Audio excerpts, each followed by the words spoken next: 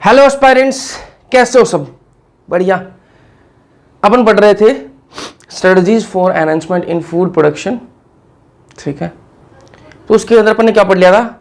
Animal husbandry पढ़ लिया था, पशुपालन अपन ने पढ़ लिया था, जो मुर्गी फार्म वगैरह की बात कर ली थी अपन ने, और ये बातें करी थी अपन ने ना, उनको कैसे रखते हैं, उनकी क्या क्या डिजीजेज है वो बात कर ली थी, उनकी क्या कौन कौन सी नस्ल आती हैं, गाय भैंस की नस्लों की बात कर ली थी अपन ने। तो ये बातें अपन ने कर ली थी। इस लेक्चर के अंदर अपन की बात करेंगे, इस लेक्चर के अंदर अपन बात करेंगे मधुमक्खी पालन की बात करेंगे। ठीक है यार, काफी इजी चैप्टर है ये, काफी इजी चैप्टर है। ठीक है, थोड़ा सा जो पोर्शन आएगा समझने वाला, ज्यादा समझने वाला अभी थोड़ा सा इसमें आएगा, तो कि रहेगा 15 मिनट का रहेगा समझने वाला पोर्शन, और फिर प्लांट ब्रीडिंग के अंदर आता है। ठीक है, इसी चीज का पार्ट है प्लांट ब्रीडिंग। ये अपन एनिमल हस्बेंड्री पढ़ रहे हैं, पशुपालन। उसके बाद में जो पादप प्रजनन आएगा उसमें थोड़ा समझने वाला पार्ट होता है। बाकी इसमें आसान चैप्टर है, क्वेश्चन दो क्वेश्चन आ जाते हैं इस चैप्टर से, तो ध्यान से सुनना यार, ध्यान से सुनना। मधुमक्खी पालन क्या है? नाम से पता लग रहा है कि भाई मधुमक्खी को पालेंगे, उसी को मधुमक्खी पालन बोल दिया। मधुमक्खी पालन क्या है कि मधुमक्खी जो है उनको पालेंगे, उन्हीं को क्या बोल दिया अपन ने? मधुमक्खी पालन बोल दिया। अब दिमाग में बात यह आती है कि भाई मधुमक्खी को पालेंगे, क्यों पालेंगे? तो पालेंगे इसलिए क्योंकि इनसे अपन को क्या मिलता है? प्रोडक्ट मिलता है। क्या प्रोडक्ट मिलता है? हनी। वो जो हनी सिंह नहीं जी, हनी माना शहद। ठीक है, शहद मिलता है अपन को, और मोम मिलता है, बी वैक्स और प्रोपोलिस मिलता है। इनकी बात करेंगे। ठीक है, मधुमक्खी पालन जो इसको इंग्लिश में क्या बोलते हैं? एपीकल्चर कहा जाता है। क्या कहते हैं? एपीकल्चर बोलते हैं। कोई दिक्कत है यहां तक? मधुमक्खी पालन मतलब मधुमक्खियों को पालना, इसको इंग्लिश में एपीकल्चर बोल दिया, बी कीपिंग बोल देते हैं। ठीक है, और हिंदी में इसको एक एनसीईआरटी ने लिख रखा है, मौन पालन भी इसको कहा गया है। ठीक है, कोई दिक्कत नहीं है। अब ये सामान्य प्रजाति किसकी? मधुमक्खी की एक सामान्य प्रजाति है जिसका नाम है एपिस इंडिका। ठीक है, एपिस इंडिका जो है वो क्या है? मधुमक्खी की सामान्य प्रजाति है। आपको पूछ लिया एपिस इंडिका क्या है, तो बोल देना कि मधुमक्खी की एक प्रजाति है जो काफी सामान्य है। ठीक है, अब इनसे मधुमक्खी से अपन क्या मिलता है? ये क्या प्रोड्यूस करती है? शहद, हनी, बी वैक्स, मोम और प्रोपोलिश। एक एक की बात कर लेते हैं। देखो, हनी आप सब जानते हो, शहद आप सब जानते हो। शहद में बहुत ज्यादा न्यूट्रिटिव वैल्यू होती है ना। जो आप देखते हो टीवी में एड वेड देखते हो, जो कॉस्मेटिक्स आती हैं जो चीज़ें, या फिर जो आयुर्वेदिक दवाइयों का जो ऐड आता है उसमें बोलते हैं कि हाँ ये क्या इसमें 100% शुद्ध हनी है, इसमें ये है वो है ना। तो मतलब हनी का रोल तो है। तो ये शहद जो है इसमें न्यूट्रिटिव वैल्यू बढ़िया होती है, जिसमें पोषक तत्व है ना वो बहुत ज्यादा होते हैं। ठीक है, तो इसमें क्या है? शहद में क्या होता है? उच्च पोषक तत्व होते हैं। ठीक बात है। और क्या काम में लिया जाता है इसको काम में कहा लिया जाता है? देसी औषधियों में प्रयोग में लिया जाता है। मतलब जो देसी दवाइयां कौन सी? आपकी जो आयुर्वेदिक जो दवाइयां हैं उनके अंदर इसको काम में लिया जाता है। शहद का काफी बड़ा रोल होता है उनके अंदर। फिर बात करें किसकी? बी वैक्स की बात कर लेते हैं। और क्या मिलता है अपन को? एक तो मिल गया अपन को शहद, मिल गया मधुमक्खी से। एक तो मधुमक्खियों से अपन को क्या मिल गया? शहद मिल गया। दूसरा क्या मिलता है अपन को? बी वैक्स मिलता है जी, मोम मिलता है। इसका क्या काम है? इसका काम क्या है? कॉस्मेटिक्स में काम है जिसका, कॉस्मेटिक्स में जो आपके जो क्रीम पाउडर जितने भी हो गए ना, इनमें इनको यूज कर लिया जाता है। ठीक है, कांतिवर्धक जो वस्तु है उनके अंदर, कॉस्मेटिक्स जो हो गई आपकी, उनके अंदर यूज में लिया जाता है। ठीक, पालिश वाले उद्योगों में प्रयोग किया जाता है। ये जो बी वैक्स है, एक तो इसका कहां यूज हो गया? कॉस्मेटिक्स के अंदर यूज हो गया, और दूसरा कहां पर? जो पालिश वाले उद्योग है उनके अंदर काम में लिया जाता है। प्रोपोलिस क्या है जी? यही बी वैक्स में अगर थोड़ा कुछ ऑयल्स मिला देना, ठीक है, कुछ ऑयल्स अलग से मिला दे तो वो क्या हो जाएगा? प्रोपोलिश। ये भी अपन को कहां से मिलता है? हनी बी से मिलता है, मधुमक्खियों से ही मिलता है। ठीक है, तो ये अपनी नॉर्मल बातें हो गई। मधुमक्खी पालन मतलब मधुमक्खियों को पालेंगे जी। पालेंगे क्यों? क्योंकि अपन को क्या मिला? शहद मिल रहा है, मोम मिल रहा है, प्रोपोलिश मिल रहा है। ठीक है, इन सब के अलग अलग यूजेस हैं, सब बिकते हैं ये। ठीक है, तो बिकेंगे तो पैसे आएंगे, इसलिए अपन उनको पाल रहे हैं। ठीक है, अपन को पालने का मेन मोटो क्या है कि अपना बिजनेस चल जाएगा, बिजनेस के रूप में काम कर रहे हैं अपन, है ना। हाँ, अब इनको पालते कैसे यार, है ना, उसकी थोड़ी सी बात कर लेते हैं। देखो, ऐसे बॉक्स से होते हैं। ठीक है, लकड़ी के बॉक्स से होते हैं ना, लकड़ी के से डब्बे से होते हैं ना, उनके अंदर इनको रखा जाता है। कैसे रखते हैं उसकी भी थोड़ी सी बात कर लेते हैं। एक मिनट यार, चलो देखो, ऐसे इन बॉक्स के अंदर ऐसे छोटी छोटी जालियां लगी हुई होती है ना, ऐसे जालियां लगी हुई होती हैं। ठीक है, ऐसे बहुत सारी प्लेट होती हैं इन बॉक्सेस के अंदर। ठीक है, ऐसे बहुत सारी प्लेटें होते हैं। अब उन प्लेटों के अंदर क्या होते हैं? इनके जो मधुमक्खियों के छत्ते हैं ना वो लगे होते हैं। ठीक है, मधुमक्खियों के जो छत्ते होते हैं वो लगे हुए होते हैं, ठीक बात है। उनमें क्या होता है, उनमें मधुमक्खी जो है वो रहती हैं। अब ये जो बॉक्स है ये रखे कहाँ जाते हैं, ये ऐसे एरिया के अंदर किया जाता है जहां पर है ना फूल जो है वो ज्यादा से ज्यादा मिल जाए, ठीक है। ऐसा नहीं कि मतलब सूखा ही पड़ा यार है ना, सूखा पड़ा रहेगा तो वहां पर ये सारी चीजें नहीं हो पाएंगे ना। तो क्योंकि मधुमक्खी जो है ना वो सुबह के टाइम पर बाहर निकलेंगी इससे, ठीक है। ये जो बॉक्स है इससे बाहर निकलेंगी अपने आप, जैसे धूप आएगी, ठीक है। पहले यार हमारे था ये है ना, इसलिए मैं आपको थोड़ा ज़्यादा बता पा रहा हूँ, हमारे था ये। लेकिन फिर यहाँ पर क्या इतना हमारे एरिया के अंदर इतना वो फूल वो ज़्यादा थे नहीं है ना, तो फिर वो इतना नहीं ग्रो नहीं कर पाया और फिर हम भी उस पर इतना ध्यान नहीं दे पाए ना। तो मतलब ऐसे फुल टाइम वो हमारे लिए नहीं था ना, तो हम तो मतलब ऐसे ही जस्ट चेकिंग में कर रहे थे ना। तो ये क्या है, यहां से वो जैसे धूप निकलती है ना तो वो यहां से निकलती हैं, इस बॉक्स में से निकलती हैं सारी मधुमक्खियां और फिर वो खाने की तलाश में चली जाती हैं, ठीक है। अब देखो जहां पर मतलब बहुत ज्यादा ग्रीनरी होती है, जहां पर बहुत ज्यादा फूल पौधे, तो वहां कोई दिक्कत नहीं होती। लेकिन जहां पर अपन खेती वाले एरिया के अंदर रखते हैं ना इसको, खेती वाले एरिया के अंदर रखते हैं, तो जो सर्दियों वाली सीजन होती है जिसमें सरसों वगैरह बोते हैं ना, उसमें तो कोई दिक्कत नहीं आती, क्योंकि वहां पर सरसों के फूल बहुत होते हैं, खेतों के अंदर बहुत सारे सरसों के फूल होते हैं, तो वहां पर तो कोई दिक्कत नहीं आती। आराम से क्या है ये उनका रस चूस के लेके आ जाएंगी और शहद बनाकर आपको बढ़िया दे देंगी। लेकिन जब ये गर्मी वाली जो फसल आती है ना, समर वाली, उसके अंदर दिक्कत आता है, उसके अंदर ये दिक्कत आती है, उसके अंदर फूल वूल होते नहीं और वो एक इनको दिक्कत आती है, फिर ये मरना स्टार्ट कर देती हैं। तो उनके लिए भी गर्मियों के अंदर भी जुगाड़ होता है यार ना, जो करते हैं एपीकल्चर करते हैं उनको पता है कि ये जो थैली, ऐसे थैली लिया अपन ने, एक प्लास्टिक की थैली ली, ठीक है, और उसके अंदर अपन ने क्या किया, चीनी जो है ना, चीनी, ठीक है, चीनी जो है ना उसको पानी में घोल के उस थैली के अंदर डाल दिया। चीनी ली, पानी के अंदर घोला उस चीनी को और थैली के अंदर डाल दिया। उस थैली को अपन कहाँ रख देंगे, इस बॉक्स के अंदर रख देंगे।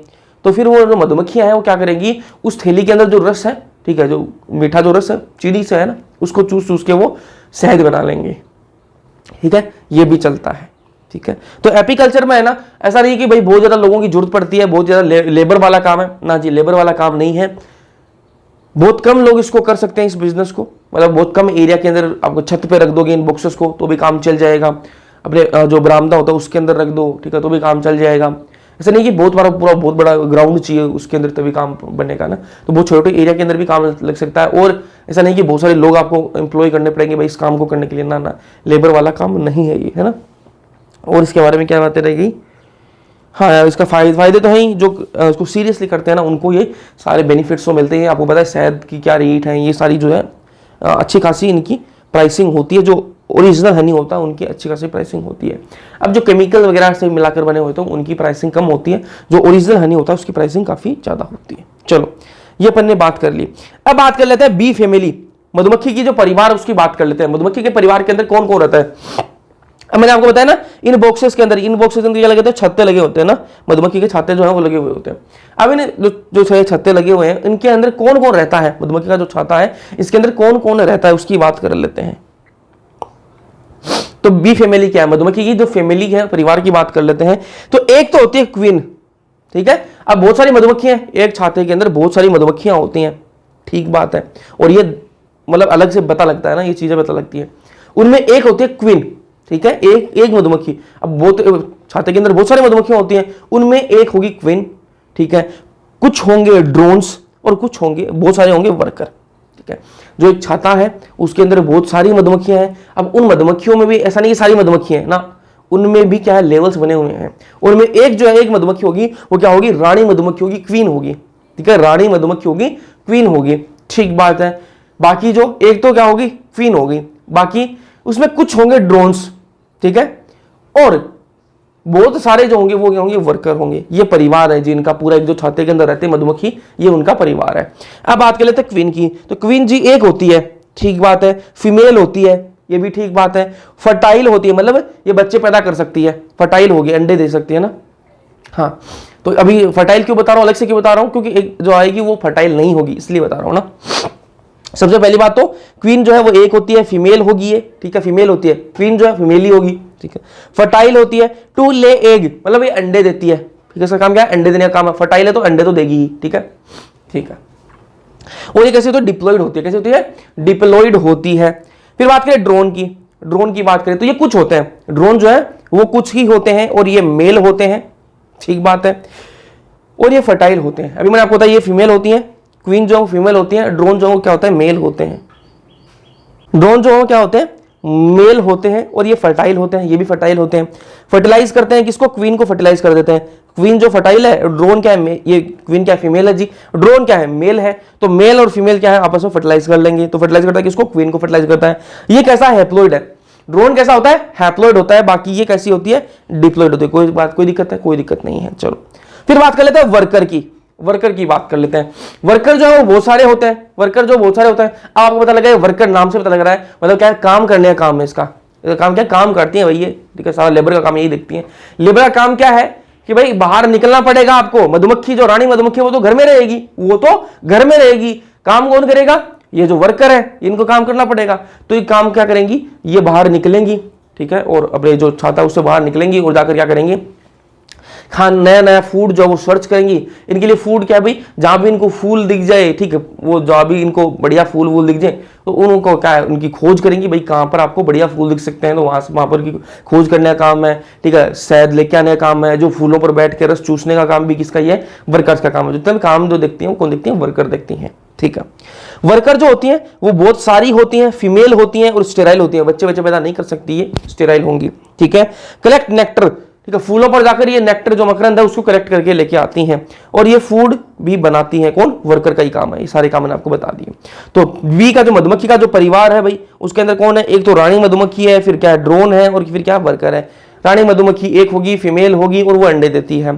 ड्रोन जो है कुछ होते हैं, बहुत सारे नहीं, कुछ होते हैं ड्रोन मेल होते हैं वो, और क्या होंगे वो फर्टिलाइज करते हैं किसको, क्वीन को फर्टिलाइज करते हैं। कोई दिक्कत है यहां तक, कोई दिक्कत नहीं होनी चाहिए। अब मैं आपको बताता हूं पूरी प्रोसेस, ठीक है, कैसे ये पूरी प्रोसेस चलती है, कैसे फर्टिलाइजेशन होता है, कैसे कौन बनता है, कैसे क्वीन बनेगी, कैसे वर्कर बनेगी। अब कैसे पता लगेगा भाई क्वीन कैसे बनती है, कैसे वर्कर बनती है, कुछ तो प्रोसेस होगी ना इनके पीछे कि भाई कौन सी वर्कर बनेगी, कौन सा क्वीन बनेगी, है ना। ऐसे तो कोई बोल देगा हाँ मैं क्वीन बनूंगी, ऐसा थोड़ा ना चलता है, ऐसे नहीं चलता। क्वीन के अंदर कुछ क्वालिटीज होंगी, कुछ उसने ऐसा किया होगा तभी वो क्वीन बनी है, तो उसकी बात कर लेंगे। देखो क्वीन एक है, एक पूरा छाता है मधुमक्खी का, उसके अंदर क्वीन एक है, ठीक है भैया क्वीन तो एक है। और मैंने कहा कि ड्रोन कुछ ड्रोन है, ठीक है। अब क्वीन एक है, ड्रोन कुछ ड्रोन है, मतलब कुछ का नंबर हो सकता है, मतलब 5 है 10 है, कुछ तो है ना, तो क्वीन तो एक ही है। अब क्वीन को फर्टिलाइज कौन करे, क्वीन को फर्टिलाइज कौन करे, उसके साथ में निषेचन, उसको निषेचित कौन करे, इसके पीछे लड़ाई होगी किसके बीच में, ड्रोन्स के बीच में, क्योंकि क्वीन तो भाई एक ही है, क्वीन एक है, ड्रोन इतने सारे, ठीक है। कौन सा ड्रोन आके फीमेल को फर्टिलाइज करे, क्वीन जो उसको फर्टिलाइज करे, तो इस पर बहस छिड़ गई, इस पर बहस छिड़ गई, ठीक है। तो यहां पर क्वीन ने कहा कि मुझे ऐसा इंसान चाहिए, मुझे एक ऐसा ड्रोन चाहिए, ऐसा मेल चाहिए, ऐसे मैं एरे गरे के साथ को फर्टिलाइज होने करने नहीं दूंगी। तो क्या करना पड़ेगा आपको, आप जो कुछ ड्रोन हो आप एक काम करो, लड़ाई करो आपस में, क्या करो लड़ाई करो, जो जीतेगा ना वही पूरी राजा वाली फील है, पहले वो चलते थे ना अलग अलग कि हाँ ये लेके आओ मेरे लिए, ये लेके आओ, उससे शादी करूंगी, वही सिस्टम यहां पर चल रहा है। क्वीन बोलेगी आपस में सारे जो ड्रोन है, सारे जो मेल है वो लड़ाई करो, ठीक है, लड़ाई करो, और जो जीतेगा ना, जो जीतेगा वही मुझे फर्टिलाइज करेगा। ठीक बात है। अब फीमेल एक है, इतने सारे हैं, तो भाई आदमी कुछ भी कर सकता है, आदमी तो कुछ भी कर सकता है फिर, है ना। हाँ लड़की बोल दे हाँ मेरे को छींक आ रही है तो उसके लिए तो वो रुमाल अपना दे दे, ठीक है, तो आदमी तो कुछ भी करता है भाई। तो ये भी ड्रोन है तो आदमी, ठीक है, वो बात अलग है, इंसान नहीं है तो आदमी का, आदमी गुण तो दिखाएगा ही। तो भाई लड़ाई करने लग गए आपस में लड़ाई करने लग गए। अब सारे क्या है, कुछ ड्रोन है, मान लो कि 20-25 ड्रोन होंगे, आपस में लड़ाई करी। अब जीतेगा तो कोई एक ही, उनमें जीतेगा तो कोई एक ही, जो जीतेगा वही फीमेल को फर्टिलाइज करेगा, ठीक है। अब उन्होंने लड़ाई करी, ऊपर उड़े वो सारे, ठीक है, जो छाता है उससे निकलेंगे बाहर और ऊपर उड़ते हुए जाएंगे, आसमान में उड़ते हुए जाएंगे। ये जो ड्रोन है, ये जो ड्रोन है छाते से निकल कर कहां जाएंगे, आसमान में उड़ते जाएंगे, ठीक है। इस उड़ान को क्या बोलते हैं, न्यूपशियल फ्लाइट बोलते हैं। क्या बोलते हैं, न्यूपशियल फ्लाइट बोलते हैं। ये उड़ान भरी इन्होंने, ये इनकी लास्ट उड़ान है, ये समझ लेना, ये जो उन्होंने उड़ान भरी है ना, ये इनकी लास्ट उड़ान है। क्या होगा, अब क्या होगा, अब देखो ये ड्रोन है, इनमें आपस में लड़ाई होगी, और लड़ाई होगी, ऐसी लड़ाई होगी कि भाई आपस में ये सारे मर जाएंगे और कोई एक बचेगा, बाकी सारे ड्रोन मर जाएंगे, एक बचेगा। अब वो एक जो है वो लड़ाई के अंदर जीत चुका है, अब उसको मौका मिलेगा कि आप क्वीन को फर्टिलाइज कर सकते हो, आप क्वीन को फर्टिलाइज कर सकते हो। ठीक है। अब ये जो ड्रोन एक बच गया वो क्वीन को क्या करेगा, फर्टिलाइज करेगा। लड़ाई वड़ाई हो गई सारी, ठीक है, वो जीत गया। अब उसको क्या है, फीमेल को, क्वीन को जो है फर्टिलाइज करेगा, ठीक है। अब ये ड्रोन आएगा और इस क्वीन को फर्टिलाइज कर देगा, ठीक है। अब जब फर्टिलाइज करेगा ना, फर्टिलाइज जब करेगा तो एक मजे की बात और है यहां पर, जैसे ही फर्टिलाइज करेगा ड्रोन है वो मर जाएगा। जैसे ही क्वीन को फर्टिलाइज करेगा ड्रोन जो है वो मर जाएगा, ठीक है। उसके बाद में ड्रोन जीवित नहीं रहता। देखो बाकी ड्रोन कब मर गए, बाकी ड्रोन तो तब मर गए जब इनकी लड़ाई चल रही थी, ठीक है, सारे मर गए। एक बचा था, उसने जैसे ही फर्टिलाइज किया वो भी खत्म, ठीक है, वो भी खत्म। मतलब कोई सबूत जो है वो रहना नहीं चाहिए, कोई भी सबूत नहीं रहना चाहिए, सारे सबूत साफ। अब जो है क्वीन जो है वो फर्टिलाइज हो चुकी है। अब क्वीन जो है वो 2 प्रकार के अंडे देगी, ठीक है। फर्टिलाइज की सारी बात प्रोसेस आपको समझ में आएगी, ड्रोन सारे उड़ेंगे, लड़ाई होगी, एक बचेगा वो फर्टिलाइज करेगा, ठीक बात है। अब जो क्वीन है वो 2 प्रकार के अंडे देगी। एक देगी फर्टिलाइज्ड एग, जो फर्टिलाइज्ड एग कैसे मिला है, निषेचित अंडा वो कहां से मिला है, जो ड्रोन ने फर्टिलाइज किया था, एक तो वो दे दिया, ठीक है, एक प्रकार का तो वो अंडा आया। दूसरे प्रकार का अंडा कौन सा है, अनफर्टिलाइज्ड एग, ठीक है, जो फर्टिलाइज नहीं हो पाया है, ठीक है। तो क्वीन जो है अब 2 प्रकार के अंडे देगी। एक कौन सा देगी, जो फर्टिलाइज्ड एग है, एक है वो जो अनफर्टिलाइज्ड एग है, जो फर्टिलाइज नहीं हुआ है, ठीक। अब जो फर्टिलाइज्ड एग है ना, फर्टिलाइज्ड एग है, उसमें से कौन बनेगा, उसमें से बनेगी क्वीन और वर्कर बनेंगी। ये बात मैं आपको पहले बता रहा हूं, ठीक है। जो फर्टिलाइज्ड एग है उसमें से कौन बनेगा, क्वीन और वर्कर बनती हैं। कैसे बनती हैं भाई, देखो जो रॉयल जेली खाएगी ना इस फर्टिलाइज्ड एग में से निकलकर, ये फर्टिलाइज्ड एग है, इसमें से जो निकलकर कौन, जो रॉयल जेली खाएगी, ठीक है, जो रॉयल जेली जिस मधुमक्खी ने खाई वो क्या बन जाएगी, क्वीन बन जाएगी जी। और पता लगा क्वीन कैसे बनती है, क्वीन कैसे बनती है वो समझ में आई बात आपको, कि भाई फर्टिलाइज्ड एग था, फर्टिलाइज्ड अंडा था, निषेचित अंडा था, ठीक है, उसमें से जो निकले मधुमक्खी निकली, उनमें से जिसने रॉयल जेली खाई, जिसने ये रॉयल जेली खा ली वो तो क्या बन जाएगी, क्वीन बन जाएगी। और जिसने ये बी ब्रेड खा लिया वो क्या बन जाएगी, वर्कर बन जाएगी। समझ में आई बात, जिसने रॉयल जेली खाई वो क्या बन जाएगी, क्वीन बन जाएगी, और जिसने बी ब्रेड खाया वो क्या बन जाएगी, वर्कर बन जाएगी। समझ में आ गई कौन कैसे बनता है, क्वीन का समझ में आ गया भाई, रॉयल जेली जो खाएगी वो क्या बन जाएगी, क्वीन बन जाएगी, और जो बी ब्रेड खाएगा वो क्या बन जाएगी, वर्कर बन जाएगी। कोई दिक्कत नहीं है। चलो अब बात कर लेते हैं इस अनफर्टिलाइज्ड एग की। फर्टिलाइज्ड एग की तो बात समझ में आ गई, जो निषेचित अंडा था उसकी समझ में आ गई। अब ये जो अनफर्टिलाइज्ड एग है उसकी क्या बात है भाई, इससे क्या बन जाएंगे, ड्रोन बन जाएंगे। इससे क्या बन जाएंगे, ड्रोन बन जाएंगे। कैसे बनेंगे भाई, क्योंकि फर्टिलाइज्ड एग तो फर्टिलाइज हुआ ही नहीं, अंडा तो जो है वो निषेचित हुआ ही नहीं, तो भाई बिना निषेचन के यहाँ पे क्या हो जाता है, ये ड्रोन जो है वो बन जाता है। इसको क्या बोलते हैं, पार्थेनोजेनेसिस के थ्रू बनता है। कैसे बनता है, जो पार्थेनोजेनेसिस है उसके थ्रू ये बनता है, ठीक है। अब मैं आपको एक और काम की बात बताऊं, एक और काम की बताऊं, ये जो ड्रोन है ना, ये जो ड्रोन है इनके ग्रैंडफादर होते हैं, इनके दादाजी तो होते हैं लेकिन इनके पापा नहीं होते। जो ड्रोन है इनके दादाजी होते हैं, ग्रैंडफादर होते हैं, लेकिन इनके फादर नहीं होते। बोले भैया ये कैसे, ये कैसे, तो मैंने कहा ड्रोन जो है ना वो कहां से बना है, अनफर्टिलाइज्ड एग से बना है, ऐसे अंडे से बना जिसका निषेचन नहीं हुआ है। मतलब निषेचन नहीं हुआ तो उसका कोई फादर नहीं है भाई, डायरेक्ट ये तो मदर से ही आया है ना। अनफर्टिलाइज्ड एग कहां से आया है, क्वीन से ही तो आया है। ड्रोन का तो कोई रोल नहीं है, ड्रोन का रोल तो इसमें है, ड्रोन का रोल तो इसमें फर्टिलाइज्ड एग में है, अनफर्टिलाइज्ड एग में ड्रोन का कोई रोल नहीं है। मतलब इसके ड्रोन के जो ड्रोन बनेगा उसके ग्रैंडफादर होंगे, ग्रैंडफादर तो होंगे लेकिन फादर नहीं होंगे। समझ में आ गई बात, कोई दिक्कत नहीं है। चलो अब जो क्वीन है यहां पर क्वीन बन गई, वो वापस यहां पर चली जाएगी और बोलेगी भाई लड़ो जाके, जो ड्रोन बनेंगे, ये जो ड्रोन बनेंगे इनको बोलेगी लड़ो जाके, लड़ो, जो जीतेगा उसके साथ में निषेचन होगा। चलो ये सारी प्रोसेस चलती रहती है। ये मैंने आपको बता दी यार, ये जो बी कल्चर है, जो मधुमक्खी पालन है, इसकी बातें मैंने कर ली, डिटेल में बात कर लेना, इतना नहीं पूछा था, बहुत छोटा सा पैराग्राफ दे रखा है एनसीईआरटी के अंदर, है ना। तो मैंने सारी जो चीजें हैं वो सारी बता दी आपको, है ना। चलो अब अगला चलते हैं, किस पे चलेंगे, किस में चलेंगे, ये देखो फिशरीज की बात करते हैं, फिशरीज मत्स्य की, ठीक है, मत्स्य की फिशरीज की बात करते हैं। फिशरीज से समझ रहे हो आप कि भाई इसमें मछलियों को पालेंगे, किसको पालेंगे, मछलियों को पालेंगे, फिशरीज, ठीक है, मत्स्य की। अब फिशरीज के अंदर 2 चीजें आती हैं, फिशरीज के अंदर 2 चीजें आती हैं भैया, कौन कौन सी आती हैं, पहली आती है जल कृषि और दूसरी आती है मत्स्य पालन, ठीक है।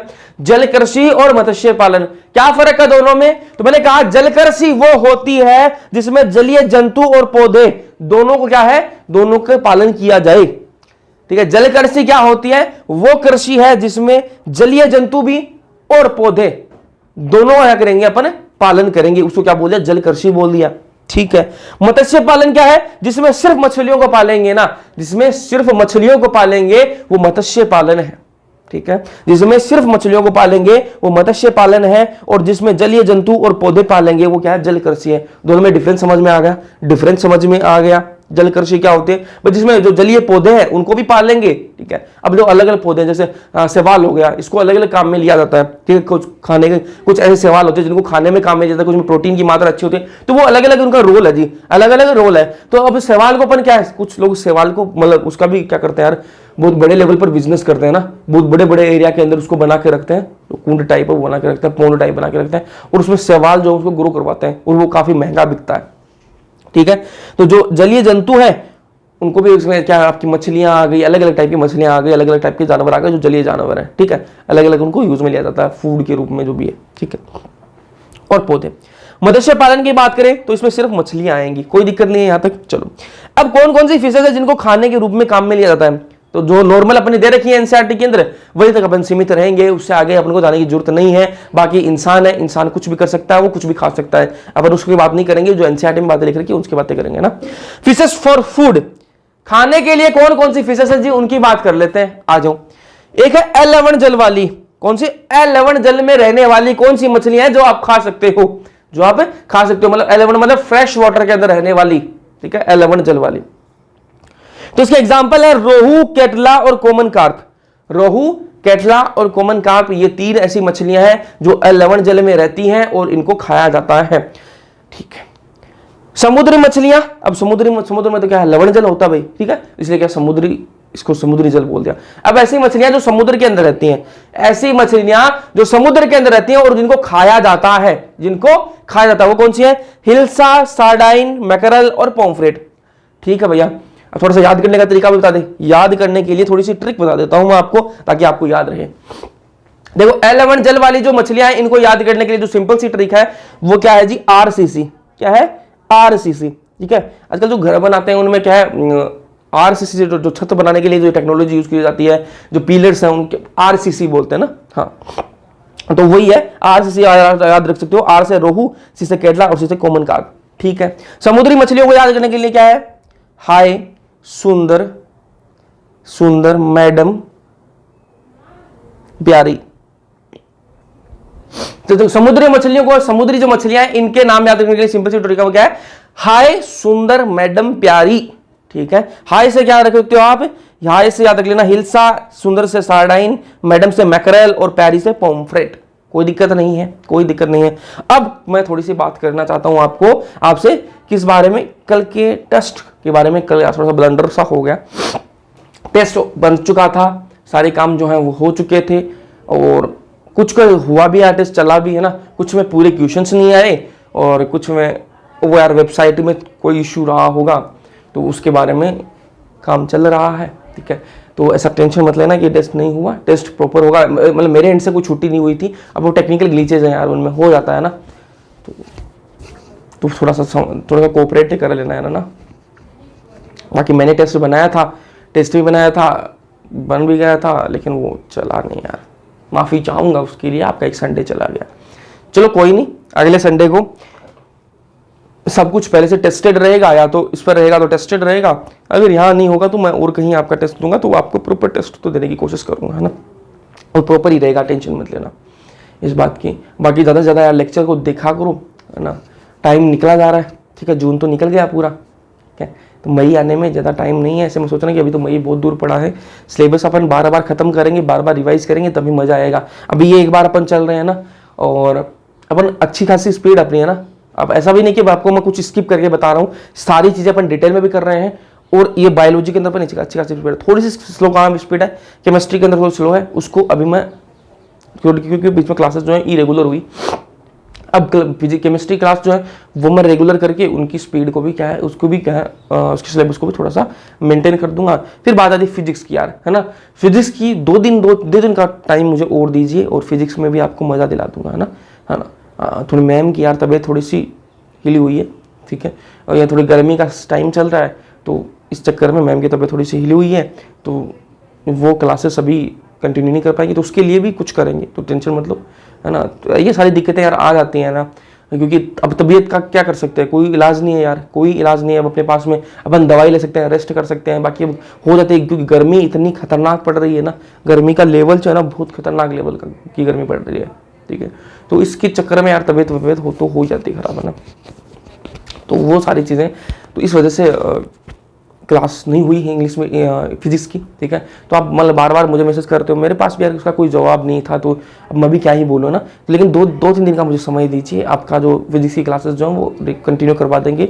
और अब वो मैं आपको कन्फर्म कर दूंगा कि 11th से स्टार्ट होंगी क्लास या फिर 12th से स्टार्ट होंगी, अभी स्टार्ट नहीं हुई है, ठीक है। और उनको थोड़ा सा मुझे लगता है ये समय लगेगा ठीक होने में, ठीक है। तो जब तक अब उनका यार उनकी तबीयत का भी इशू है, तो तबीयत भी ऐसा नहीं कर सकते कि हाँ तबीयत खराब है तो आप आगे पढ़ाओ, है ना।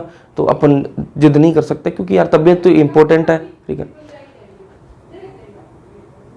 इंसान क्यों करता काम, है ना, हेल्थ के लिए तो काम करते हैं। अब हेल्थ ही साथ नहीं दे रही तो फिर काम करने का क्या मतलब, है ना।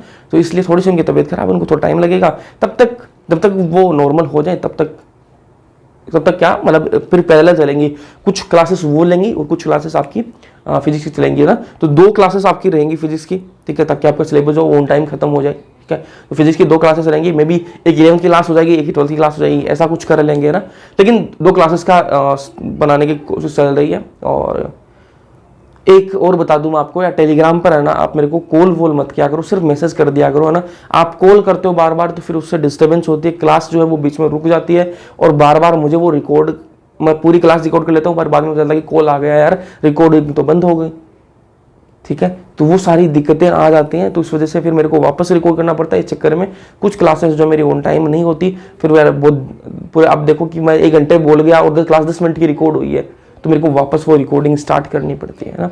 तो कॉल मत किया करो टेलीग्राम पर, आप मुझे सिर्फ मैसेज कर दिया करो, ठीक है। मैं मैसेज का आपको रिप्लाई करने की कोशिश करूंगा पूरी, ठीक है। मैसेज कर दिया करो इंस्टाग्राम पे, टेलीग्राम पर, कहीं भी यार मैसेज कर दिया करो, मेरे को पर्सनल मैसेज कर दिया करो, लेकिन कॉल मत किया करो ना। कॉल से दिक्कत होती है यार, सबके कॉल पिक करने लगा तो फिर मैं कंटेंट कब बनाऊंगा। थोड़ा सा आप मुझे समझा करो कि कंटेंट बनाने में टाइम जाता है इसमें ना। अब आपको लगता है कि 1 घंटे की क्लास तो ली, इस 1 घंटे की क्लास के पीछे ये जो कंटेंट बनाया है इसमें काफ़ी टाइम जाता है ना। इसको अच्छे से पढ़ना, फिर इसको इस नोट्स के फॉर्म में उतारना ना, तो ये सारी चीज़ें इसमें टाइम जाता है। तो आप कॉल करोगे तो फिर वो डिस्टर्बेंस होती है, इसलिए मैसेज कर दो, जब भी मैं फ्री होता हूँ आपके रिप्लाई करने की कोशिश करता हूँ, है ना। चलो, ये अपने मछलियों की बात कर ली, अब बात करते हैं पशु प्रजनन की बात करते हैं। पशु प्रजनन की बात करें, ये थोड़ा सा समझने वाला पोर्शन है, समझने वाला थोड़ा सा इजी पोर्शन है ना, इजी अटेंशन मतलब ज़्यादा आराम से, कोई दिक्कत नहीं है।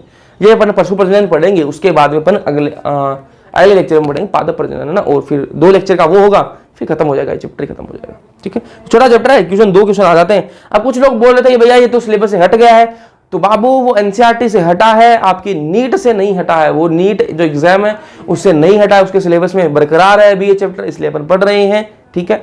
तो नीट अगर आपको देना, अगर आपको 12th करना है तो भाई आप कोई नहीं ये चैप्टर स्किप कर सकते हो, लेकिन अगर आप नीट की तैयारी कर रहे हो तो फिर आपको ये पढ़ना पड़ेगा, ठीक है। और अभी एनटी की तरफ से कोई क्लैरिफिकेशन नहीं है यार, क्या सिलेबस होगा क्या नहीं होगा, तो अपन को पढ़ना है तो पढ़ना है बिल्कुल, ठीक है। चलो पशु प्रजनन की बात करते हैं, पशु प्रजनन की बात करते हैं, एनिमल ब्रीडिंग की बात करते हैं। अब देखो इसको बहुत आसानी से समझेंगे और अपन एक अलग टाइप का एग्जांपल क्रिएट करने की कोशिश करेंगे। अब पशु प्रजनन जो है वो 2 प्रकार का है जी, एक है अंतः प्रजनन और एक है बहिः प्रजनन। एक है अंतः प्रजनन, बातें जो बोल रहा हूं उनको ध्यान से सुनना, ठीक है। पशु प्रजनन जो है वो 2 प्रकार का है, एक है अंतः प्रजनन और एक है बहिः प्रजनन, ठीक है भैया। यहां तक तो समझ में आ गया कि पशु प्रजनन जो है वो 2 प्रकार का होता है, एक अंतः प्रजनन और एक बहिः प्रजनन, ठीक है। दोनों में फर्क क्या है, फर्क का ही देख लेते हैं, आ जाओ जी।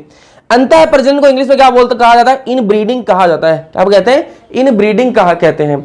अब ये वो प्रजनन है जिसमें क्या है, समान नस्ल की जो है, समान नस्ल के जो मेल और फीमेल है उनको यूज में किया जाता है प्रजनन के लिए। मेल और फीमेल जो वो समान नस्ल के होने चाहिए, क्या है, समान नस्ल के होने चाहिए, और सामान्य पूर्वज होने चाहिए 4 से 6 पीढ़ी। अब देखो इसको मैं आपको ह्यूमन से रिलेट करके बताऊं, चलो आ जाओ। ज्यादा सीरियस नहीं लेना है, ज्यादा बातों को सीरियस नहीं लेना है, अपन समझने के लिए एग्जांपल ले रहे हैं ना। चलो अब देखो जाति है ना, अपन जो शादी करते हैं इंसानों में जो शादियां होती हैं, हाँ उनमें जाति देखते हैं ना, जाति देखते हैं। अब ऐसा नहीं है कि भाई हम तो नहीं देखते, अपन एग्जाम्पल की बात करें, जो मोस्ट ऑफ जो इंडिया है ना, जो लोग हैं वो जाति देखते हैं कि अपनी जाति में शादी करनी है, इंटरकास्ट मैरिज का इतना नहीं है ना, जाति में शादी करनी है। हाँ, जाति में शादी करने, कोई ब्राह्मण है तो वो ब्राह्मण में ही शादी करेगा भाई, ठीक है। मतलब आजकल बहुत ओपन माइंडेड चल रहा है कि ब्राह्मण जो है वो दूसरी जातियों में शादी करते हैं, या फिर कोई दूसरी जाति वाले दूसरी जाति में शादी करते हैं। ब्राह्मण का ये मैं नहीं बोलूंगा, वरना कुछ लोगों को दिक्कत हो सकती है। चलो अब एक एग्जाम्पल ले रहे हैं जस्ट पढ़ने के लिए, तो उसको पढ़ाई के रूप में लिया जाए। कोई जाति है XYZ, कोई भी जाति है ना, अपन एक एग्जाम्पल ले लिया यार, कोई दिक्कत नहीं है ना, कोई भी एक जाति ले लिया अपन ने। अब वो क्या है, वो जाति के लोग अपनी जाति के अंदर ही शादी करेंगे, ठीक बात है, पॉसिबिलिटी बता रहा हूं, कर रहे हैं अपनी जाति के अंदर ही कर रहे हैं। अब वो अपनी जाति के अंदर कर रहे हैं तो आपने देखा होगा अपनी जाति के अंदर क्या डालते हैं, गोत्र डालते हैं ना, गोत्र डालते हैं कि भाई ये मेरा गोत्र जो है ना वो सेम नहीं होना चाहिए, लड़की का और लड़के का गोत्र सेम नहीं होना चाहिए, लड़की की मम्मी का, ठीक है, लड़के की मम्मी का, लड़के की नानी का, लड़के की दादी का, ये सारे जो गोत्र है ना ये सारे क्या होने चाहिए, अलग होने चाहिए, मतलब इनके कोई मैच नहीं खाना चाहिए, ठीक है। लड़की की तरफ से भी जो लड़के की मम्मी, नानी, दादी और खुद क्या, ठीक है, जो गोत्र होता है ना, गोत्र जो होता है वो अलग होने चाहिए, और लड़की की तरफ से भी ये अलग होने चाहिए। सेम हो गए तो फिर उनकी शादी नहीं करवाते जी। गोत्र यहां पर तो गोत्र जो है वो सेम हो गए, गोत्र जो है वो सेम हो गए, हम शादी नहीं कर सकते है ना, फिर वो वहां पर रिश्ता जो क्लोज कर देते हैं। ये सिस्टम चलता है, ये सिस्टम चलता है, आप सबको पता है ना, आप सभी सोसाइटी में रहते हो। लेकिन अभी मैं इसको बात बताऊं आपको कि शादी करवानी है एक ही जाति के अंदर, शादी तो करवानी है एक ही जाति के अंदर। कोई एक्स जाति है, नाम नहीं लेंगे, कोई भी एक एक्स जाति है, उस जाति के लोग अपनी एक्स जाति के अंदर ही शादी करेंगे, ठीक बात है। लेकिन वो इस बार गोत्र नहीं देख रहे, ठीक है, ना वो खुद का गोत्र देख रहे, ना लड़की का गोत्र देख रहे, किसी का भी गोत्र नहीं देख रहे, जस्ट शादी करनी है जी, जस्ट शादी करनी है, ठीक है। तो इसमें सामान्य पूर्वज निकल जाएंगे। अब वो क्या है, गोत्र नहीं देख रहे, अगर गोत्र अलग अलग होंगे तो उनके पूर्वज जो है वो अलग अलग ही होंगे, ठीक है, पूर्वज जो है वो भी इनके अलग अलग ही होंगे, ठीक है। तभी तो गोत्र टालते हैं कि भाई पूर्वज सेम ना हो, वो आपस में भाई बहन ना निकल जाए, आपस में भाई बहन ना निकल जाए, इसलिए गोत्र टालते हैं जी, ठीक है।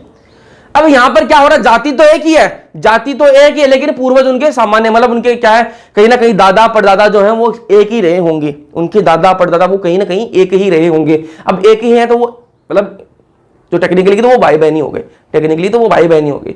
लेकिन अपन प्रजनन की बात करें, पशु प्रजनन की बात करें, तो इसको ध्यान से सुनना। जाति एक ही है, एक ही जाति के अंदर शादी कर रहे हैं और उनके सामान्य पूर्वज भी हैं, ठीक है। 4 से 6 पीढ़ी तक, 4 से 6 जनरेशन तक उनकी क्या है, पूर्वज सेम निकल जाएंगे। मान लो ये देखो, मैं आपको बनाकर दिखाता हूं, ठीक है, इसको थोड़ा सा और सिंप्लीफाई करके पढ़ते हैं। ये क्या है, ये क्या है जी, मेल है, और ये क्या है, फीमेल है, ठीक है। इनके जो बच्चे हुए, इनके बच्चे हुए, कुछ मेल हुए कुछ फीमेल हुए, कुछ फीमेल हुए, कुछ मेल हुए कुछ फीमेल हुए, ठीक है जी। अब मैं क्या करूं, इनकी ही आपस में शादी करवा दूं, ये जो बच्चे हुए हैं ना इनकी ही आपस में शादी करवा दूं, करवा दी जी, शादी करवा दी। हाँ यार, बीच में चली गई थी लाइट और इस चक्कर में फ्लो भी टूट गया और काफी लंबी गई। मैंने 10:30 बजे क्लास स्टार्ट करी थी और अब ये लाइट आई है, 1:30 बज गया। देखो कितने टाइम बीच में लाइट चली गई, इस चक्कर में आपकी जो है ना आधे घंटे की क्लास रिकॉर्ड हुई थी, उसके बाद लाइट चली गई, अभी आई है लाइट, है ना, तो वापस से मतलब बीच में जो है कट लगेगा और बीच में एक गैप बन गया, है ना, तो फ्लो थोड़ा सा टूट गया, इसी वजह से क्लास लेट हुई। आपके मैसेज में देख रहा था, अब रिप्लाई क्या ही करूँ, क्या ही पता मुझे कब लाइट आ जाएगी, तो क्या ही टाइम प्रॉमिस कर दूँ आपको कि इस टाइम में क्लास ले लूँगा, ठीक है। तो यार मैं सोच रहा हूँ कि क्लासेस जो का शेड्यूल यार मैं फॉलो करना चाहता हूँ, लेकिन ये जो लाइट है ना इसके चक्कर में और ये बहुत सारी चीज़ें उनके चक्कर में जो चीज़ें वो नहीं हो पा रही, तो मैं अगले दिन की जो क्लासेस है वो आज ही मैं रिकॉर्ड करके और फिर उनको अपलोड कर दूंगा, वो टाइम कल का लगा दूंगा, तो आपको कल ही दिखेंगी वो, ठीक है। तो मैं ऐसा करने की सोच रहा हूँ ताकि आपकी क्लासेस जो है वो यार प्रॉपर हो जाएँ, क्योंकि लाइट का तो नहीं, मुझे कोई भरोसा नहीं लाइट का, है ना, कभी भी कभी भी चली जाती है यार, कभी भी चली जाती है। अपन कहाँ थे क्लास में, ठीक है, अपन ये बातें कर रहे थे, शादी की बात कर रहे थे, शादी की बात कर रहे थे।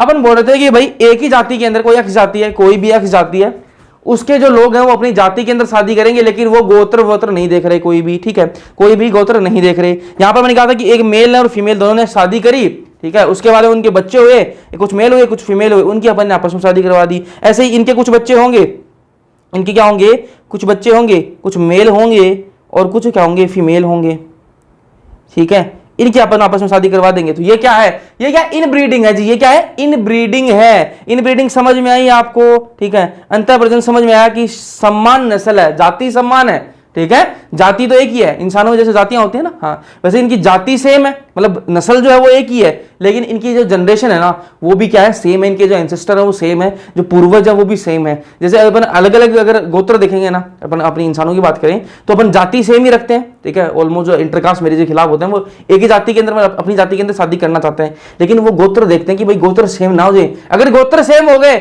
मतलब इनके दादा परदादा कहीं ना कहीं सेम हो जाएंगे, इनके दादा परदादा कहीं ना सेम हो जाएंगे, और अगर सेम हो गए तो वो क्या हो गए, लॉजिकली भाई बहन हो गए, लॉजिकली भाई बहन हो गए, ठीक है। तभी तो वो गोत्र देखते हैं कि भाई ये जो नानी का गोत्र अलग करना है, दादी का करना है, मम्मी का करना है, ये सारे गोत्र अलग अलग करते हैं ना, तो वो यही है सिस्टम, ठीक है। लेकिन जो अंतः प्रजनन इसमें क्या है भाई, जाति तो एक ही है, एक ही जाति के अंदर होनी चाहिए, और अपन गोत्र गोत्र कोई लिखेंगे भाई कर दो ऐसे ही, क्या है शादी की कर दो। तो ये अपन एनिमल्स की बात कर रहे हैं, पशु की बात कर रहे हैं ना।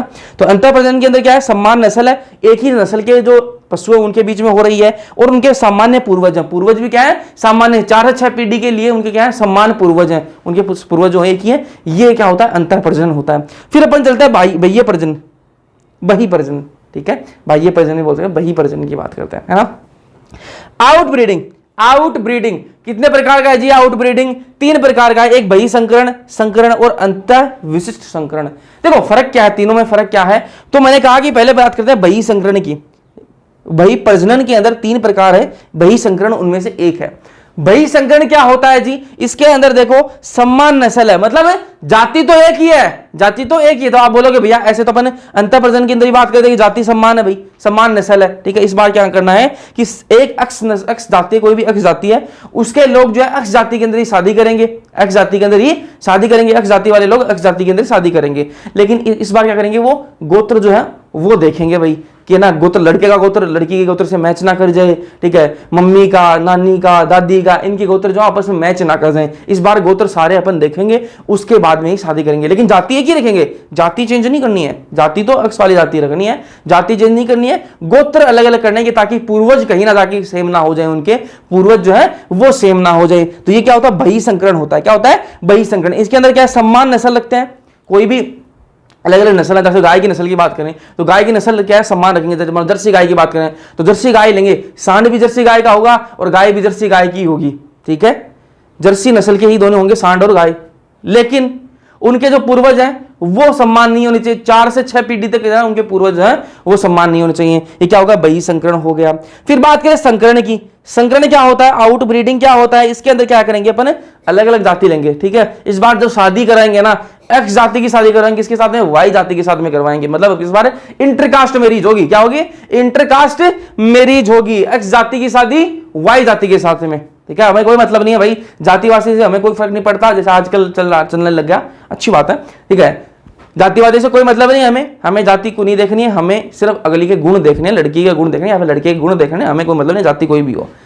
तो वो क्या है, इंटरकास्ट मैरिज, वही क्या है यहाँ पर संकरण हो जाएगा। पशु के केस में वो क्या हो जाएगा, संकरण, आउट ब्रीडिंग हो जाएगा। कि भाई इस बार क्या करेंगे अपने, अलग अलग ब्रीड देखेंगे, अलग अलग ब्रीड देखेंगे। मान लो जर्सी गाय उसकी किसके साथ में करवा दी अपने, फ्रिस्टन होल्स्टीन फ्रिस्टन के साथ में करवा दिया ना, या फिर अपन कोई और देख लेंगे गिर रेडी सिंधी इनके साथ में करवा दिया है ना।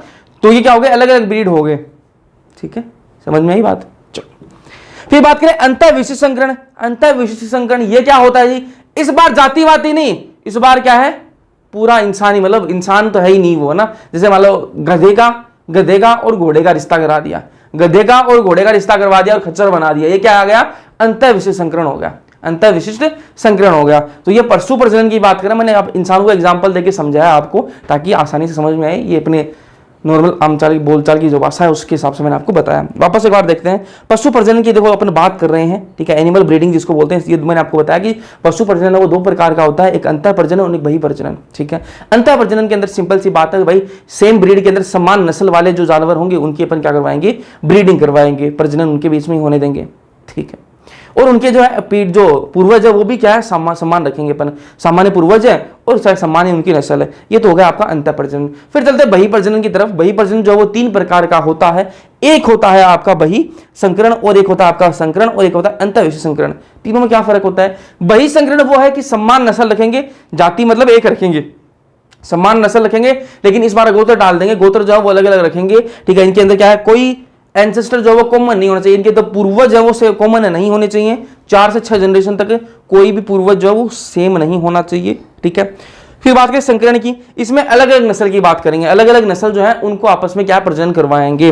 अंतःविषय संकरण में क्या करेंगे, डिफरेंट स्पीसीज, इसके अंदर स्पीसीज ही बदल दी, अब गधे की स्पीसीज अलग है, घोड़े की स्पीसीज अलग है, दोनों की स्पीसीज अलग अलग है, दोनों का संकरण करवा के अपन क्या बना दिया, अपन ने खच्चर बना दिया, तो किसके अंदर आ जाएगा, अंतःविषय संकरण के अंदर आ जाएगा। अब एक एक की बात कर लेंगे, पहले बात करेंगे अंतः प्रजनन की बात करेंगे। देखो चीजें मैं आपको ऑलरेडी बता चुका हूं, बस वही चीजें यहां पर लिख रखी हैं। अंतः प्रजनन इन ब्रीडिंग, इन ब्रीडिंग अभी मैंने आपको बताया संगम किस किस के बीच में होगा, अंतः प्रजनन के अंदर संगम जो है वो किस किस के बीच में किया जाएगा, संगम होगा समान नस्ल के बीच में, सामान्य नस्ल के बीच में संगम होगा, ठीक है। इसमें सामान्य पूर्वज होंगे, सामान्य पूर्वज होंगे कितनी जनरेशन तक, 4 से 6 जनरेशन तक इसमें सामान्य जो पूर्वज है वो होंगे, ठीक है। इसमें जो काम की चीज है वो क्या है, ये मैंने आपको 2 चीजें पहले ही बता चुका हूं।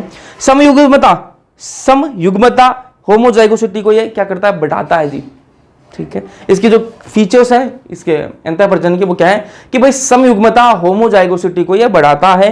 शुद्ध वंशक्रम विकसित करना है, अगर आपको कोई बोले कि भैया आपको शुद्ध जो वंशक्रम है वो आपको विकसित करना, तो क्या करोगे, अंतः प्रजनन करवा दोगे। तो शुद्ध वंशक्रम विकसित करने के लिए अंतः प्रजनन जो है वो आवश्यक है। उसके बाद क्या, अंतः प्रजनन हानिप्रद अप्रभावी जीवों जो जीन है उनको क्या करता है, उद्भाषित करता है। उसके बाद में जो चयन द्वारा निष्कासित किए जाते हैं। अंतः प्रजनन कराने का फायदा क्या है कि जो हानिप्रद है, जो हार्मफुल रिसेसिव जीन्स जो हैं, ठीक है, अप्रभावी जो जीन्स हैं उनको क्या करता है, ये एक्सपोज कर देता है, उनको बता देता है कि भाई ये हानिकारक जो जीन है वो है, ठीक है, हार्मफुल जीन्स है, उनको बता देता है कि भाई ये है। फिर अपन क्या कर सकते हैं, उनको एलिमिनेट कर सकते हैं, उनको अपन बाहर निकाल सकते हैं। अपन को पता लग गया, अंतः प्रजनन में पता लग जाता है कि ये हानिकारक जीन है, ये अप्रभावी जीन है, तो फिर उनको अपन क्या कर सकते हैं, एलिमिनेट कर सकते हैं। लगातार आप अंतः प्रजनन कराओगे ना, लगातार आप समान नस्ल के और उनके पूर्वज भी सेम है ऐसे आप करवाते रहोगे, तो एक टाइम ऐसा आएगा, अगर लगातार आप अंतः प्रजनन कराओगे तो इसकी एक ड्रॉबैक है, ठीक है। ये तो इसके फायदे हो गए, शुद्ध वंशक्रम आप ले सकते हो, ये हानिप्रद अप्रभावी जीन को बता देता है, ये तो उसके फायदे हो गए। अब इसका सबसे बड़ा नुकसान है कि लगातार आप अंतः प्रजनन कराओगे ना, लगातार आप अंतः प्रजनन करवा रहे हो तो क्या दिक्कतें आएंगी, जनन क्षमता घट जाएगी। किसी पशु के अंदर आप लगातार क्या करवा रहे हो, अंतः प्रजनन करवा रहे हो, तो उसकी क्या है, जनन क्षमता जो है वो घट जाएगी और उत्पादकता वो भी घट जाएगी, ठीक है। जनन क्षमता और उत्पादकता दोनों घट जाएंगी। इसको क्या बोलते हैं, इस कंडीशन को क्या बोलते हैं, जो जनन क्षमता घट जाएगी और उत्पादकता घट जाएगी, इस कंडीशन को क्या कहा जाता है, अंतः प्रजनन अवसादन कहा जाता है। इसको क्या बोलते हैं, अंतः प्रजनन अवसादन बोलते हैं। इन ब्रीडिंग डिप्रेशन कहा जाता है, ठीक है। अगर आप लगातार अंतः प्रजनन कराओगे तो इन ब्रीडिंग डिप्रेशन हो जाएगा, अंतः प्रजनन अवसादन हो जाएगा, जिसके अंदर जो पशु है उसकी उत्पादकता वो घट जाएगी, उसकी जनन क्षमता वो भी घट जाएगी। फिर आगे चलते हैं, बही प्रजनन की बात करते हैं। वही अपन एक एक पढ़ रहे हैं जो अभी आपने चार्ट में देखा ना, ये तो देखिए आपने वही पढ़ रहे हैं। अंतः प्रजनन अपने पढ़ लिया, बही प्रजनन की बात करेंगे। चलो, बही प्रजनन आउट ब्रीडिंग बोलते हैं भाई, क्या बोलते हैं, आउट ब्रीडिंग। भाई इसके अंदर सबसे पहला क्या है, बही संकरण, क्या है, बही संकरण, आउट क्रॉसिंग इसको कहा जाता है। इसके अंदर मैं आपको बता चुका हूं यार ऑलरेडी क्या होता है कि भाई जाति सेम रखनी है, लेकिन इस बार जो गोत्र हैं वो अलग अलग करने हैं, ठीक है। तो इसमें क्या संगम किसके बीच में होगा, एक ही नस्ल के बीच में संगम होगा, एक ही नस्ल के बीच में संगम होगा, समान नस्ल के बीच में। कोई सामान्य पूर्वज नहीं होना चाहिए, गोत्र डालेंगे तो सामान्य पूर्वज निकलेगा नहीं, क्योंकि अलग अलग गोत्र के होंगे सारे, ठीक है। तो गोत्र यहां पर अलग अलग करेंगे, या मतलब पशु की बात कर रहे हैं, एग्जाम्पल के लिए बता रहा हूं। कोई सामान्य जो पूर्वज नहीं होने चाहिए, 4 से 6 पीढ़ी तक कोई भी सामान्य पूर्वज नहीं होने चाहिए।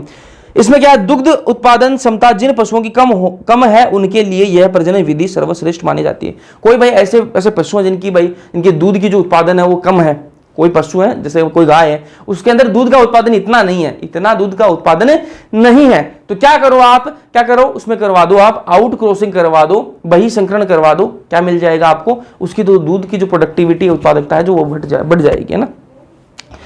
एक बही संकरण से अंतः प्रजनन अवसादन समाप्त हो जाता है। जो अभी अपन ने पढ़ा था ना, यहाँ पर अंतः प्रजनन अवसादन आ जाता है। अगर लगातार अपन अंतः प्रजनन करवाते रहते हैं तो क्या जाता है, अंतः प्रजनन अवसादन आ जाता है, ये अपन ने पढ़ा अभी, ठीक बात है।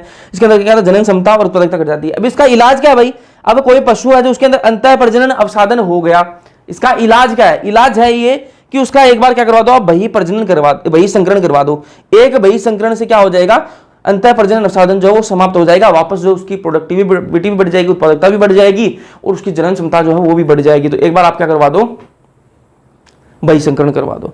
ये अपने बही संकरण की बात कर ली। नेक्स्ट चलते हैं अपन किस पर, संकरण की बात कर लेते हैं।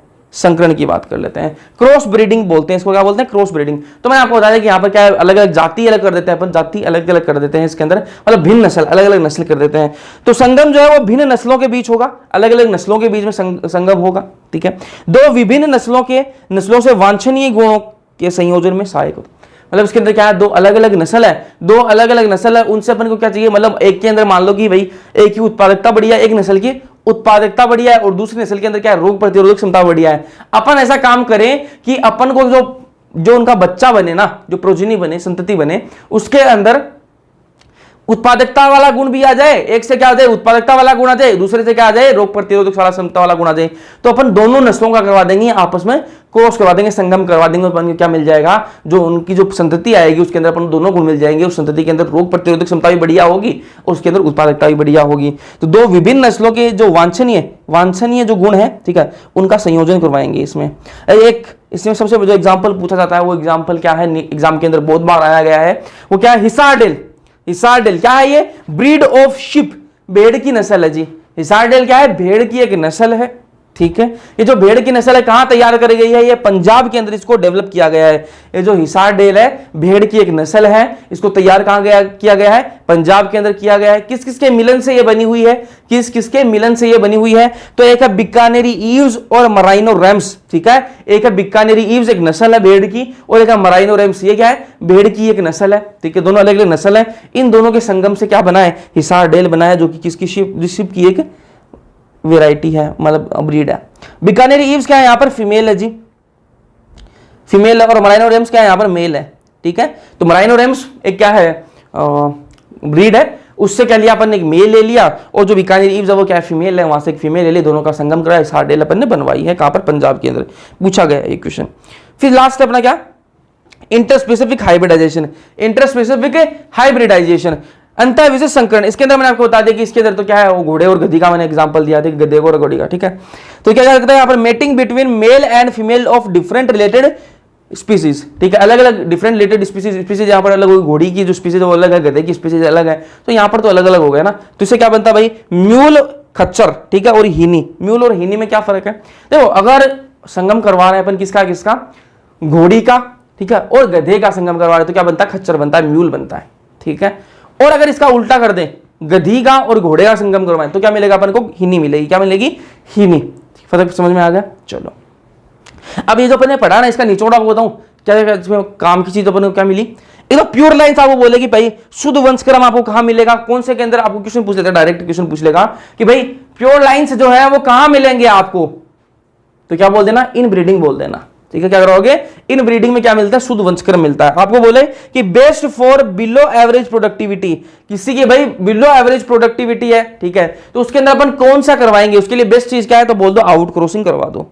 अगर आपको बोले कि डिजायरेबल क्वालिटी चाहिए, हमें तो क्या चाहिए, डिजायरेबल क्वालिटी चाहिए, तब क्या करें, तो बोल दो क्रॉस ब्रीडिंग करवा दो, ठीक है। यही अपन ने सारा पढ़ा है, मैंने आपको बता दी कि यहाँ पर क्या वांछनीय जो गुण है वो मिल जाएंगे अपन को, मतलब डिजायरेबल कैरेक्टर मिल जाएंगे। तो ये सारी चीजें अपन ने पढ़ी है, वो अपन यहाँ पर बॉक्स में लगा दी है।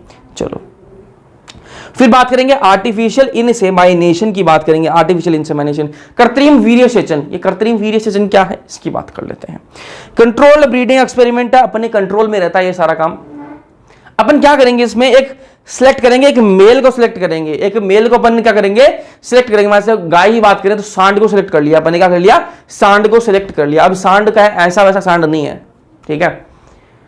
वो सांड क्या है, उसमें कुछ क्वालिटीज हैं कि भाई, कुछ तो क्वालिटीज होंगी, मतलब बढ़िया दिखता होगा, उसकी बॉडी बढ़िया होगी, रोग प्रतिरोधक क्षमता मान लो उसके अंदर बढ़िया है। ऐसे कोई आवारा सांड नहीं लिया अपन ने, कोई बढ़िया क्वालिटी का सांड लिया है, उसको अपन सिलेक्ट कर लिया, भाई ये सांड लेंगे अपन, है ना, सांड लिया है जी। अब क्या करें अपन, क्या करेंगे, उसका अपन सीमन जो है, उसका जो वीर्य है उसको क्या करेंगे, कलेक्ट करेंगे। सांड ले आए अपन, बढ़िया क्वालिटी का सांड लेके आए, अब उसका क्या करेंगे अपन, वीर्य जो कलेक्ट कर लिया अपन ने, सीमन जो कलेक्ट कर लिया। अब क्या करेंगे, अपने पास में ये वीर्य आ गया, अपने पास में अब दो ऑप्शन है, या तो इस जो सीमन आया है इसको अपन हाथों हाथ उसी टाइम पर क्या कर दें, जो सुपीरियर जो फीमेल है, जो सुपीरियर जो गाय है, जो अच्छी क्वालिटी की जो गाय है, जिसकी जो दूध की जो उत्पादन है वो बढ़िया है, उसके अंदर अपन क्या कर दें, ट्रांसफर कर दें उस सीमन को। डायरेक्ट अपन क्या करें, कलेक्ट करें, मेल से कलेक्ट कर लिया। अब अपने पास एक ऑप्शन तो ये कि डायरेक्ट उसी के अंदर अपन ट्रांसफर कर दें, उसी टाइम पर कर दिया। लेकिन अपने पास में ये भी तो है ना कि यार गाय अपने पास में नहीं है, मान लो सांड अपने पास में क्या हरियाणा में है, भाई सांड क्या है, हरियाणा में है, बढ़िया क्वालिटी का सांड है, अपन ने उससे क्या ले लिया, सीमन ले लिया। अब गाय जो बढ़िया क्वालिटी का वो क्या राजस्थान में, ठीक है, वो राजस्थान में, तो क्या करेंगे हरियाणा से क्या लेके जाएंगे, राजस्थान में लेके जाएंगे भाई, ठीक है, वीर्य को कहां लेके जाना पड़ेगा, राजस्थान लेके जाना पड़ेगा, ठीक है, ऐसे मतलब यूपी के अंदर भी हो सकता है। तो ये मतलब एग्जाम्पल की बता रहा हूं ना। तो वीर्य का जो प्रयोग है या तो तुरंत कर सकते हो, ठीक है, ये जो वीर्य आपने निकाला, जो सीमन आपने निकाला सिलेक्टेड मेल से, इसका प्रयोग या तो आप तुरंत कर सकते हो या इसे हिमी करते हैं, मतलब फ्रोजन करके इसको बाद में भी प्रयोग कर सकते हैं। जैसे जो गांव से है ना, जो गांव से है और या फिर जो अपने पास पशु रखते हैं ना, जो गाय भैंस ये रखते हैं, कुत्ते बिल्ली की बात नहीं कर रहा हूं, है ना, जो भैंस गाय ये रखते हैं, तो वो आजकल यही सिस्टम अपना रहे हैं। वो डॉक्टर को कहते हैं भाई हाँ आपको क्या करवाना है, वो बोलते हैं सुई भरनी है ना, ऐसे बोलते हैं ना, हाँ, तो वो सुई क्या है, यही सीमन है। वो क्या डॉक्टर आता है, वो सीमन इंजेक्ट करके और वो चला जाता है, ठीक है। तो ये क्या है, यही क्या आर्टिफिशियल इंसेमिनेशन है। वो जो डॉक्टर आया है, जो वेटरनरी डॉक्टर आया है, उसने वो सीमन कहां से लाया जी, वो कहां से लाया, किसी सुपीरियर मेल से वो फ्रोजन सीमन है वो वहां से कलेक्ट किया गया और फिर वो मार्केट में आया, वो डॉक्टर के पास में आया और फिर डॉक्टर ने क्या किया, वो जाकर फीमेल को जो है ट्रांसफर कर दिया, ठीक बात है। तो ये अपने पास में क्या, अपने पहले सिलेक्ट मेल, एक सुपीरियर क्वालिटी का मेल सिलेक्ट किया अपन ने, उसका वीर्य जो है वो कलेक्ट किया, सीमन जो वो कलेक्ट किया। अपने पास में दो ऑप्शन है, या तो उस वीर्य को अपन हाथों हाथ किसी फीमेल के अंदर ट्रांसफर कर दें, या फिर उसको अपन क्या करें, फ्रोजन करके फिर बाद में अपन अलग अलग जगह ट्रांसफर कर सकते हैं। यूपी के अंदर कर दिया, एमपी के अंदर कर दिया, राजस्थान के अंदर कर दिया, हरियाणा के अंदर कर दिया, पंजाब के अंदर, अलग अलग स्टेट के अंदर अलग अलग जगह पर अपन ट्रांसफर कर सकते हैं। सीधी सी बात ये है ना। तो ये क्या होगा आपका आर्टिफिशियल इंसेमिनेशन। बात समझ में आई या नहीं आई? चलो आगे चलते हैं। लास्ट है जी अपना MOET। क्या है MOET, क्या है फुल फॉर्म, सबसे पहले आपको पता होनी चाहिए, इंपॉर्टेंट है, एग्जाम में क्वेश्चन पूछा गया है। Multiple ovulation embryo transfer technology. MOET की फुल फॉर्म क्या है, multiple ovulation embryo transfer technology. अब देखो अपने पास में एक बढ़िया क्वालिटी गाय, भाई उसके क्या बढ़िया दूध, बहुत ही बढ़िया दूध देती है वो, मतलब बढ़िया 20-30 लीटर दूध देती है, ऐसे समझो आप, है ना। लेकिन अब यार उसके मतलब जो उसका जो उसकी मतलब जो बच्चा होगा, उसका जो बछड़ा होगा, बछड़ी होगी जो भी है ना, वो भी क्या है बढ़िया दूध देगी, ठीक है, ऐसा अपन मान के चलते हैं बढ़िया दूध देगी। लेकिन यार अब देखो वो बढ़िया दूध दे रही है, जो गाय है अपने पास में वो बढ़िया दूध दे रही है, लेकिन अब अगर अपन उससे बच्चे पैदा करवाएं, ठीक है, अगर उससे अपन और गाय पैदा करवाएं तो क्या अपन को बहुत टाइम लग जाएगा, क्योंकि एक बार मतलब प्रेगनेंसी हो गई उसको तो वो 9-10 महीने लगा देगी, ठीक है, 9-10 महीने लगा देगी। मतलब सीधी सी बात है, साल में अपने पास में क्या आई, एक गाय आई, एक गाय से 10 महीने में, एक साल में अपने पास में, एक साल मान के चलो, क्या मैं अपने पास में एक ही गाय आई। इतना पेशेंस किसके पास में है, इतना धैर्य किसके पास में है, एक साल में एक गाय बनाई अपने, नहीं मजा नहीं आया इस काम में, तो मजा नहीं आया, तो क्या करें MOET करवा दो, क्या करवा दो, MOET करवा दो। एक गाय से अपन क्या करवा देंगे, एक बार में, एक गाय से एक बार में 6 से 8 जो है वो बछड़े बनवा देंगे। कैसे बनवाओगे, इधर आओ। MOET multiple ovulation embryo transfer technology for heard improvement. इसके अंदर क्या है, एक नहीं बनता, झुंड बनता है पूरा, है ना, एक बच्चा नहीं बनता इसके अंदर, गाय का या फिर भैंस का एक बच्चा नहीं बनता, पूरा एक झुंड बनता है, ठीक है। तो हर्ड इंप्रूवमेंट के लिए क्या काम किया जाता है, हर्ड मतलब एक झुंड बनता है पूरा, है? इसमें क्या करेंगे, सुपीरियर काऊ लेंगे, ऐसी गाय लेंगे जिसका क्या है, बढ़िया है, बॉडी बढ़िया है, दिखने में बढ़िया सुंदर है, ठीक है। सुंदरता का खेल चलता भाई, आपको लगता है कि हाँ पशु है, उसके अंदर भाई बहुत देखते हैं, सुंदरता देखते हैं, पशु की सुंदरता देखी जाती है। जो खरीदने जाते हैं वो सबसे पहले उसकी सुंदरता देखते हैं कि कैसी दिखने में कैसी है, ठीक है, कद काठी कितनी है, छोटी तो नहीं है, लंबी पूरी है, ये सारी चीजें भैंस के अंदर, गाय के अंदर देखी जाती है, बिल्कुल ठीक है। तो सुपीरियर काऊ होनी चाहिए, दूध की क्वालिटी तो बढ़िया होनी चाहिए, लेकिन साथ में वो दिखने में भी बढ़िया होनी चाहिए, ठीक बात है। सुपीरियर काऊ अपन ले आए, अब क्या करें उसके अंदर, अगर अपन ने नॉर्मल प्रोसेस से करें, उसका क्या प्रजनन करवाया, नॉर्मल प्रोसेस से अपन ने क्या करवाया, प्रजनन करवाया, तो अपन को 10 महीने में एक बच्चा मिलने वाला है, ठीक है, एक गाय मिलेगी अपने को 10 महीने में। 10 महीने अपन ने गाय को भी लगा दिया और अपन को कितनी मिली, एक गाय मिली जी। क्या करेंगे इस टेक्नोलॉजी, तो अपन क्या करेंगे, सुपीरियर काऊ लेके उसके बाद में क्या करेंगे अपन, हार्मोन का इंजेक्शन देंगे उसको, ठीक है। एक गाय लेके अपन बढ़िया क्वालिटी की, अब उसको एक हार्मोन का इंजेक्शन लगाएंगे। कौन से हार्मोन का इंजेक्शन लगाएंगे, वो हार्मोन जिसमें FSH जैसी एक्टिविटी हो, फॉलिकल स्टिमुलेटिंग जो हार्मोन है FSH, उसके जैसी एक्टिविटी जिस हार्मोन में होगी उसका इंजेक्शन इस गाय को ठोक देंगे, लगा दिया जी इंजेक्शन।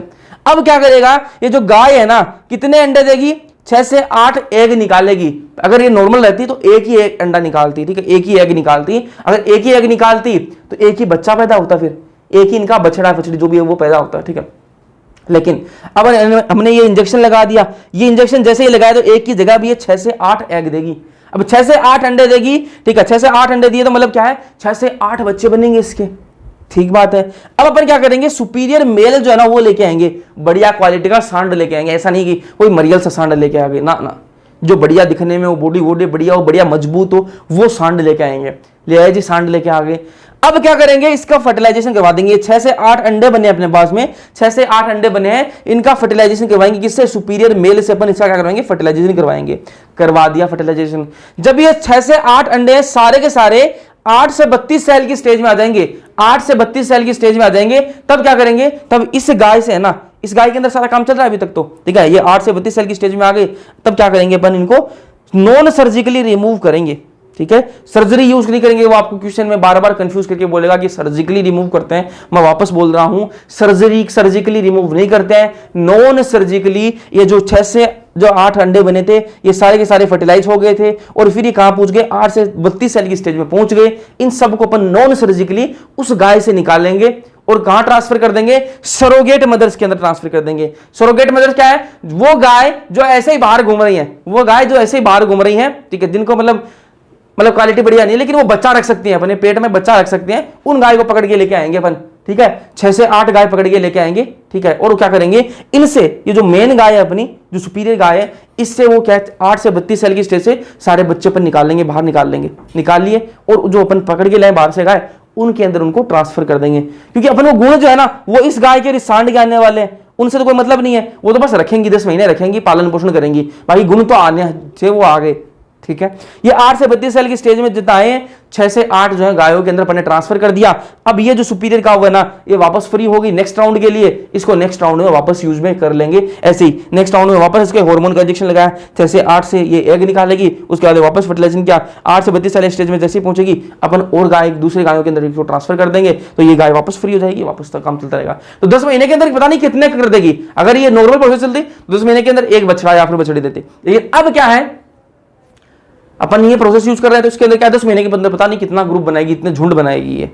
ठीक है, तो एक बार में कितने बन रहे हैं, 6 से 8 जो बछड़े हैं वो बन रहे हैं इसके अंदर। अगर एक होता तो एक ही बनता, और वो भी 10 महीने इसके अंदर नहीं लग रहे, उसको तो क्या है, फिर वापस नेक्स्ट राउंड के लिए तैयार हो जाती है। तो ये क्या MOET है, समझ में आई होगी आपको।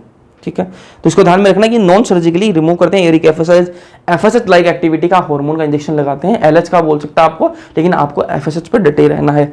तो ये अपना पशुपालन का जो पोर्शन था वो खत्म हो गया। अब अपन अगले लेक्चर में बात करेंगे पादप प्रजनन की बात करेंगे ना, इसके अंदर ये तो खत्म हो गया, पशु प्रजनन की बात कर ले अपन, पशु जो है पालन की जो बात कर ले अपन। समझ में या नहीं आया, कमेंट सेक्शन में कमेंट करके जरूर बताना। वीडियो पसंद लाइक कर देना, अपने दोस्तों के साथ में शेयर कर देना। बाकी मिलते हैं नेक्स्ट लेक्चर के अंदर, तब तक के लिए पढ़ते रहो।